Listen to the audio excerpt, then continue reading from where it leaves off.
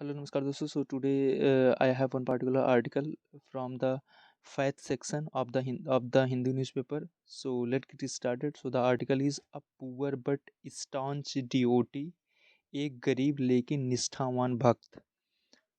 Okay, निष्ठावान बोल सकते हो आप या फिर सच्चा बोल सकते हो. आगे यहाँ पे god exercise no discrimination. God exercise no discrimination between poor and rich, and he sees no caste, creed, or religion among his devotees. Okay.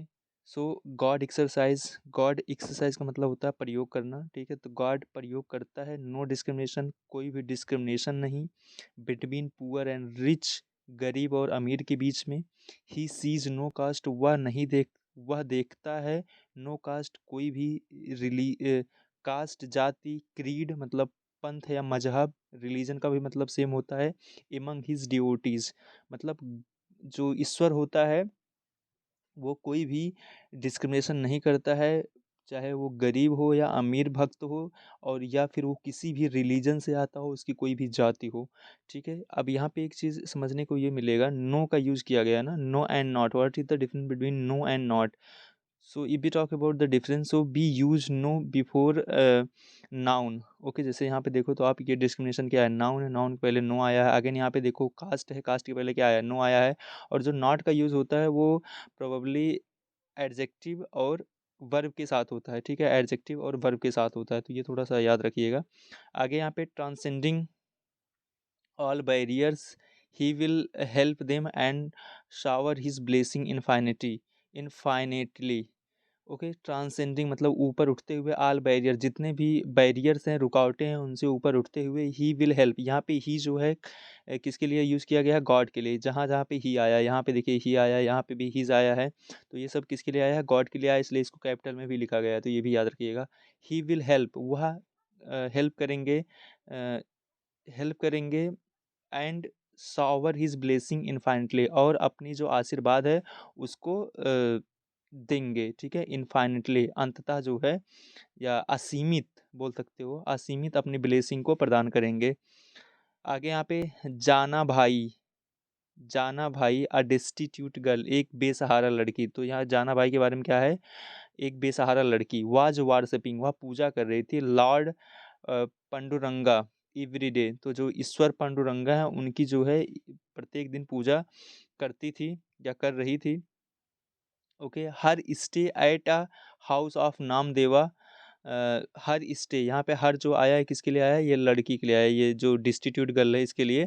Her stay, उसका जो रुकना था, एट द हाउस ऑफ नामदेवा, नामदेवा के घर पर जो रुकना था. अब नामदेवा कौन है, एनोदर ग्रेट डिवोटी, एक दूसरे महान भक्त हैं.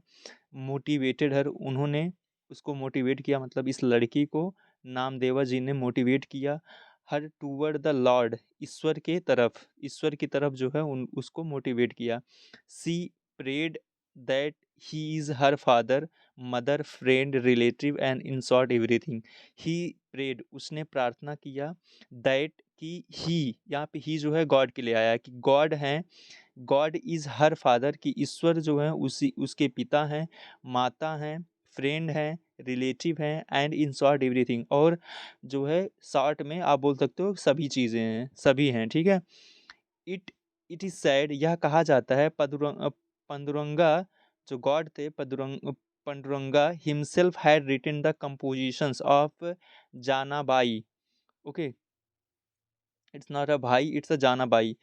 इट इज सैड, यह कहा जाता है कि पांडुरंगा जो गॉड थे हिमसेल्फ, उन्होंने खुद से ही हैड रिटेन लिखा है, लिखा था, द कंपोजिशन, एक कंपोजिशन है जो रचनाएं हैं आप जानाबाई, जानाबाई की. हर सॉन्ग्स और वेरी मेलोडियस, उनके जो सॉन्ग हैं वो बहुत ही मेलोडियस हैं, मधुर हैं. मिल्टिंग एंड फुल ऑफ फीलिंग, वो मिल्टिंग है और फुल ऑफ फीलिंग है. कॉल्ड एज जानाबाई अभंगम, जिसको जानाबाई अभंगम के नाम से जाना जाता है.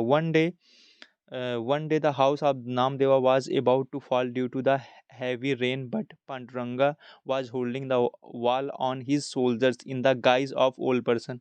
One day, एक दिन, the house of नामदेवा का जो हाउस था, घर था, was about to fall, वह गिरने वाला था, due to heavy rain, heavy rain के कारण, बारिश के कारण, बट पांडुरंगा जो गॉड थे वाज होल्डिंग, वो पकड़े हुए थे द वाल को ऑन हिज सोल्जर्स, अपने सोल्जर्स से, कंधे से, in the guys of an old person, guys मतलब होता है भेष के रूप में, एक ओल्ड पर्सन के भेष के रूप में, ठीक है।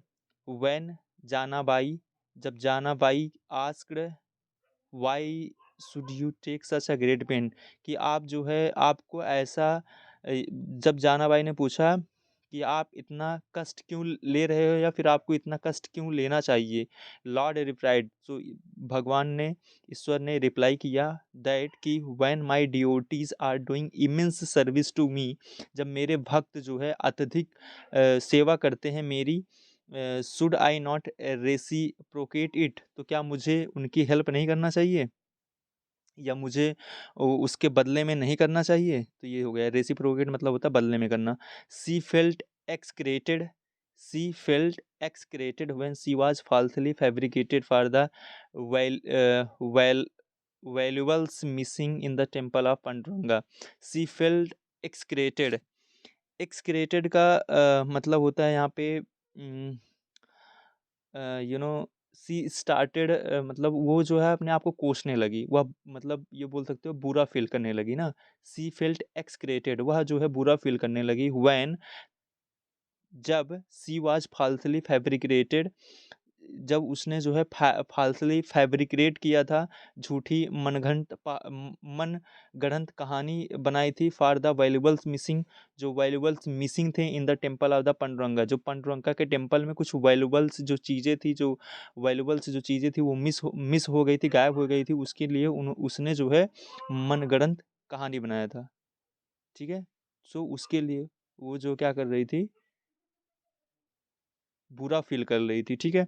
आगे यहाँ पे जानाबाई टोल दैट, जानाबाई ने बताया कि the flow of the course of the river may not be straight or clear but its water will be clean and the crystal, तो जानाबाई ने कहा कि जो फ्लो है, जब flow of the course of the river, river रिवर के रास्ते का जो बहाव है, मे नॉट बी स्ट्रेट, वह सीधा नहीं हो सकता, और क्लियर, वह सीधा या फिर क्लियर नहीं हो सकता, बट जो है वाटर विल बी क्लीन, लेकिन जो इसके वाटर होंगे वो क्लीन और क्रिस्टल होंगे। Flowers may not be the tethered disorderly, may be tethered disorderly but will not fall short of fragrance, okay, so flowers may not be tethered disorderly but will not fall short of fragrance, तो जो flowers हैं may be थेदर्ड, वो जो है थेदर्ड हो सकते हैं, disorderly मतलब वो गलत तरीके से एक दूसरे से जुड़ सकते हैं, but will not fall short of the fragrance, लेकिन वो अपनी खुशबू नहीं छोड़ते हैं। द अपीयरेंस ऑफ काऊ, जो गाय है उसका जो अपीयरेंस है, may be asymmetrical but it's milk is pure and fine, उसका जो दिखना है, अपीयरेंस है, वो एसिमेट्रिकल हो सकता है, मतलब बहुत आपको अच्छे ढंग से ना दिखे, ठीक है, छोटी बड़ी हो सकती है, but it's milk is pure and fine, लेकिन उसके जो दूध होते हैं वो प्योर और फाइन होते हैं, शुद्ध और अच्छे होते हैं। अब वो में भी कर्व्ड, एक धनुष जो है वो कर्व में हो सकता है, कर्व के शेप में हो सकता है, but the arrow release from it is straight, लेकिन जो उससे धनुष निकलता है वो सीधा ही होता है। आई मे बी रॉन्ग, मैं गलत हो सकती हूँ, but you and your divine names not be, मैं गलत हो सकती हूँ लेकिन आप और आपके जो पवित्र नाम है वो नहीं हो सकते हैं। When she was about to be executed मतलब होता है अपने आप को मारना, in an impelling state, it burnt off, change into a garland and bedecked her, so when she was about to executed, जब वो अपने आप को मारने वाली थी, इन एन एम्पेलिंग स्टेट, एक जो है ऐसे सिचुएशन में जहाँ से बचाया नहीं जा सकता, उसको बोलते हैं impelling state, it burn of, तो वह जो सिचुएशन था, इम्पेलिंग जो स्टेक था वो क्या हो गया, ख़त्म हो गया, and changed into a garland and baked her, और वह जो है एक माले में बदल गया, एंड बेक्ड हर, और जो है वह सज गई, ठीक है। यहाँ पे बात कर रहा है उस लड़की, बात किया जा रहा है लड़की के बारे में। SMT Visaka Hari said in अ डिस्कॉस, तो उन्होंने जो ऋषि मुनि जी हैं, ये विसाका हरि जो जी हैं, इन्होंने जो है, सॉरी, श्रीमती विसाका हरि, इन्होंने अपने उपदेश में ऐसा बोला है, ठीक है। तो ये था, अब poor but staunch devotee. Thank you.